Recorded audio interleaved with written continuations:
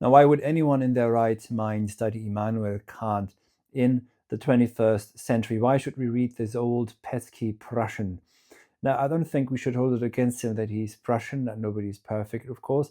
But as I recently received an email from someone who's taking my course on Kant, and I'll leave the link in the description down here, on his critical philosophy, why Kant is important still, I thought about this, and I have to say, well, the simplest way I can put this that might perhaps speak to most people is that Kant wrote the base code, the program, if you like, for the modern world, and he justifies it. And I think he's more responsible for this even than Newton. Now, why do I say this? I will try and use as little Kantian terms as possible, but some I will have to use, and I will explain them. Now, think about it in this way, or ask yourself this: have you recently been taking an airplane? Or have you recently taken the bus? Or have you recently driven in a car? Maybe even in a so-called self-driving car, of which there are some now.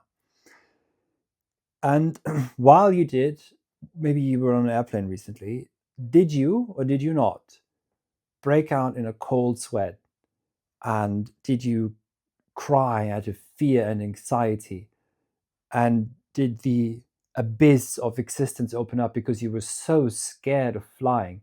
Not because you're scared of flying in general, but because you realize that there's something awkward about this. Probably you didn't. And the reason why you did not is because you are a firm believer in so-called transcendental idealism. Now let me explain. You get on an airplane and you will not give one thought to a crash. You might, but not even that, you won't even give one thought to the kerosene not reacting always in the same way. The airplane flies through what? Through time and space, through a sort of universal, unitary time and space as mere parameters that are used to direct airplanes across this planet, I don't know how many tens of thousands a day. And of course, satellites the same, etc.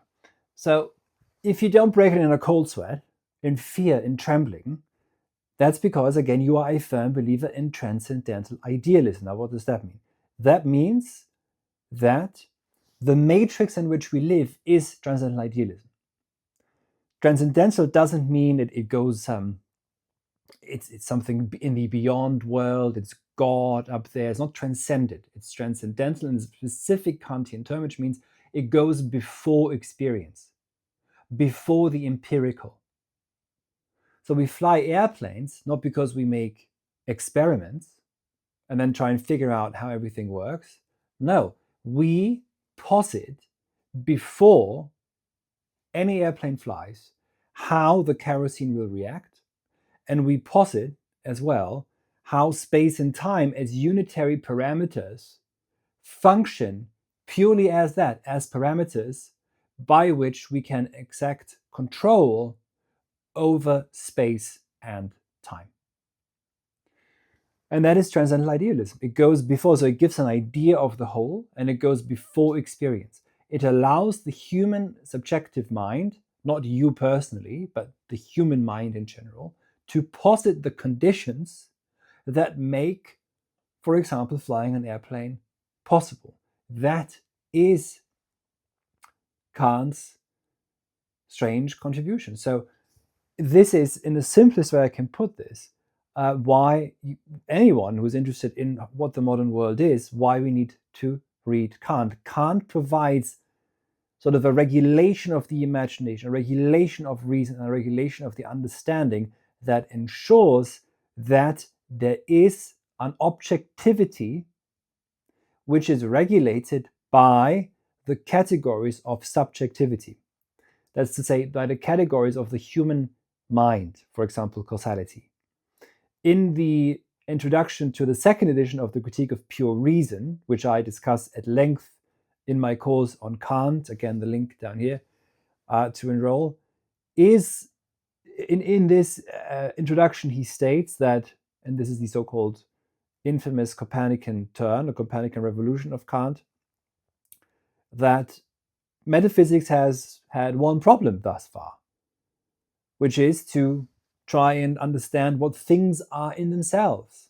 From now on, objects have to adhere, and I paraphrase a bit, to the categories of subjectivity. So to the categories of the human mind, simply put. From now on, objects are regulated by subjective categories. Subjective doesn't mean here what you yourself personally dream up. These are also set in stone in a table, they're non-negotiable. And hence the entirety of the so-called manifold of appearances, of the chaos of appearances, if you like, is regulated by human perception. And from that perspective, from that viewpoint, what things are in themselves doesn't matter. That's noumenal. That's to say that's a liminal concept, as he says. Nothing the understanding can intelligently say about them. So we have here not an ontology, not an epistemology. It's not. The question isn't what something is. There will be ontology. The question isn't how do we know that something is or what this is. No, the question is purely actually one of functionality, or regularity, but regulation is how can the categories of the human mind regulate objectivity so that the world becomes predictable, so that the world becomes regulated, so that the category of causality holds up, etc. So that, importantly, of course, we don't give in to the skeptic, which is what David Hume represents to Kant, who is a proto-nihilist. So Kant, there's a reason why Kant writes what he writes, but the consequence is that we live in a matrix of, again, transcendental idealism. That idealism which regulates our perception, which regulates the conditions according to which we fly airplanes, drive cars, and regulate this entire, basically manage and steer this entire planet, the world over, is driven by subjective categories of the human mind. What things are is not important. So my answer to this young student who sent me an email asking, how can I justify taking this course to my mother? Well, this is the answer, is you wouldn't be sending me this email without Kant. And you wouldn't be able to take any airplane without Kant. This is, as strange as this might sound, this is a radical shift. The human being up until Kant tried to understand either empirically what things, phenomena, etc. show of themselves, or tried to begin with the mind, and then in the mind, as it were, constructed deductions, etc., or entities that held up in terms of formal logic. But what Kant does is he applies formal logic, which is to say the principle of non-contradiction, to experience. So now experience is regulated by formal logic. And if you want to translate this, what does this mean? This means objects now appear to us without inherent contradiction, or if you like, without inherent resistance. And you could translate this into a critique of capitalism or consumerism. Objects of consumption appear to us, appear to us is to say they are for us without resistance. They do not resist consumption. The airplane doesn't resist consumption. Heidegger addresses this in his question concerning technology in this essay. So Kant's transcendental idealism really is the base code for what Heidegger will later call enframing, or Gestell in German. I go into this in my book on Heidegger, which is right here. I go into this in my course on Heidegger, but especially if you want to understand Kant, follow the link in the description of this video and take the course, because what happens with Kant is that we push away what things are in themselves, what nature is. Nature is ultimately just a projection of subjective categories of the mind. Again, these are not arbitrary. These are not anything that someone just dreams up. These are given. These are set in stone in a table, in the table of categories. And there's also a table of judgments. We don't have to get into this, but the world is regulated by transcendental idealism. So next time you step into an airplane, ask yourself this: why do I believe that the kerosene will react in the same way? Why do I believe that time and space just stand ready, as it were, as parameters to steer this airplane through the sky to my destination? Why do I not break out in fear and trembling?